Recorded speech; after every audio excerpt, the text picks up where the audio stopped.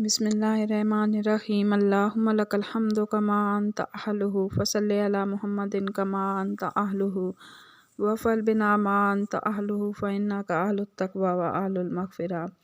اے اللہ، تیرے لیے ہی حمد ہے جو تیری شان کے مناسب ہے۔ تو محمد صلی اللہ علیہ وآلہ وسلم پر درود بھیج جو تیرے شایان شان ہے، اور ہمارے ساتھ بھی وہی معاملہ کر جو تیری شان کے مطابق ہے۔ بے شک تو ہی اس بات کا حقدار ہے کہ تجھ سے ڈرا جائے، اور تو ہی مغفرت والا ہے۔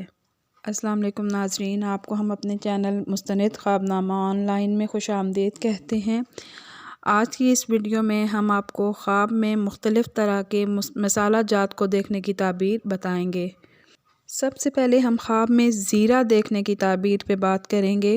حضرت ابن سیرین رحمۃ اللہ علیہ نے فرمایا ہے کہ خواب میں اگر کوئی شخص بہت سا زیرہ دیکھے تو یہ دین اور دنیا کے فائدے پر دلیل کرتا ہے، اور حضرت جعفر صادق علیہ السلام نے فرمایا ہے کہ اگر خواب میں کوئی شخص کم مقدار میں زیرہ دیکھے تو یہ تھوڑے فائدے پر دلیل کرتا ہے۔ اسی طرح خواب میں دارچینی کو دیکھنے کی تعبیر حضرت ابن سیرین رحمۃ اللہ علیہ نے اس طرح بیان فرمائی ہے کہ اگر کوئی شخص یہ دیکھے کہ اس نے دارچینی کھائی ہے تو اس کی تعبیر یہ ہے کہ اس شخص کا غم اور تکلیف بڑھ جائے گی۔ اور حضرت ابراہیم کرمانی رحمۃ اللہ علیہ نے فرمایا ہے کہ اگر کسی شخص نے دارچینی کو کسی بیماری کی وجہ سے کھایا ہے اور اس سے اس کو فائدہ ملا ہے تو یہ خواب اچھا ہے اور یہ نفع پر دلیل کرتا ہے۔ اسی طرح سونٹ کو خواب میں دیکھنا یعنی خشک ادرک کو خواب میں دیکھنا، حضرت ابن سیرین رحمۃ اللہ علیہ نے فرمایا ہے کہ خواب میں سونٹ غم اور دکھ سے تعبیر کیا جاتا ہے، اور اس کا کھانا نقصان سے تعبیر ہے۔ اور بعض معبرین نے بیان کیا ہے کہ خواب میں سونٹ حکمت اور گفتگو پر دلیل کرتا ہے، اور خواب میں سونٹ کا کھانا اور دیکھنا فائدہ کے نہ ہونے پر دلیل ہے، یعنی کہ اس کو دیکھنے سے کوئی فائدہ حاصل نہیں ہوتا۔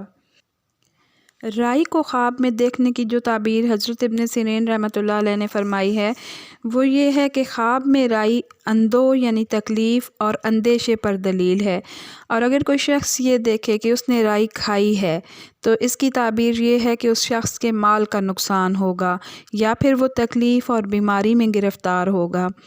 حضرت جابر مغربی رحمۃ اللہ علیہ نے فرمایا ہے کہ خواب میں رائی کا کھانا مصیبت، جھگڑے اور بیماری سے تعبیر ہے۔ خواب میں لونگ دیکھنے کی تعبیر حضرت ابن سیرین نے یہ بیان فرمائی ہے کہ اس سے مراد اچھی تعریف ہے، یعنی کہ کوئی شخص یہ دیکھے کہ اس کے پاس بہت سے لونگ ہیں اور وہ ہر ایک کو دے رہا ہے تو اس کی تعبیر یہ ہے کہ اس ملک کے لوگ اس کی تعریف کریں گے اور اس کا نام اچھائی کی وجہ سے مشہور ہوگا۔ اور اگر وہ یہ دیکھے کہ وہ لونگ کھاتا ہے تو یہ اس بات کی دلیل ہے کہ اسے کوئی غم اور تکلیف پہنچے گی۔ مزید یہ کہ سونف کھانے کی جو تعبیر حضرت ابن سیرین نے بیان فرمائی ہے وہ یہ ہے کہ سونف کا کھانا نقصان دہ ہے، چاہے وہ موسم پر ہو یا بے موسم۔ اور اگر خواب میں کوئی شخص یہ دیکھتا ہے کہ اس کی ملکیت کی زمین پہ بہت سی سونف ہے تو یہ اس بات کی دلیل ہے کہ وہ شخص غم اور تکلیف میں مبتلا ہوگا۔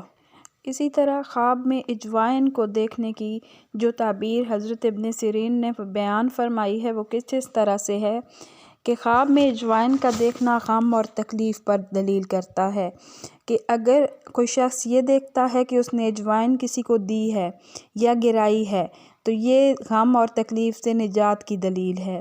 اور اگر کوئی شخص یہ دیکھے کہ اجوائن اس نے کھائی ہے تو اس میں بھی جو ہے وہ غم اور تکلیف سے اسے تعبیر کیا جاتا ہے۔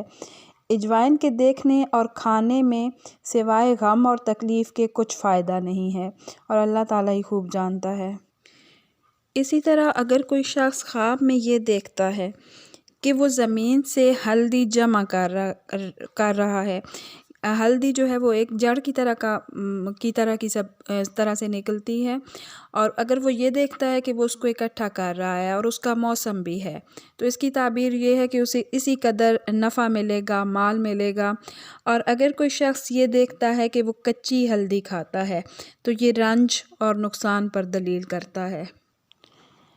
کلونجی کو خواب میں دیکھنے کی جو تعبیر حضرت ابن سیرین رحمۃ اللہ علیہ نے بیان فرمائی ہے وہ یہ ہے کہ کلونجی کو خواب میں دیکھنا غم اور تکلیف پر دلیل کرتا ہے، اور اس کا کھانا نقصان سے تعبیر کیا جاتا ہے۔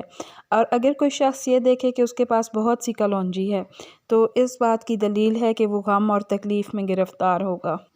یہ تھی خواب میں مختلف طرح کے مثال جات کو دیکھنا اور ان کی مختلف طرح کی تعبیریں۔ امید ہے ویڈیو آپ کو پسند آئی ہوگی۔ اگر ویڈیو پسند آئی ہے تو ہمارے چینل کو ضرور سبسکرائب کیجئے، اور مزید آپ کن خوابوں کی تعبیر جاننا چاہتے ہیں ہمیں کامنٹ باکس میں ضرور آگاہ کیجئے گا۔ اللہ حافظ۔ رب یسر ولا تعسر وتمم بالخیر وبک نستعین۔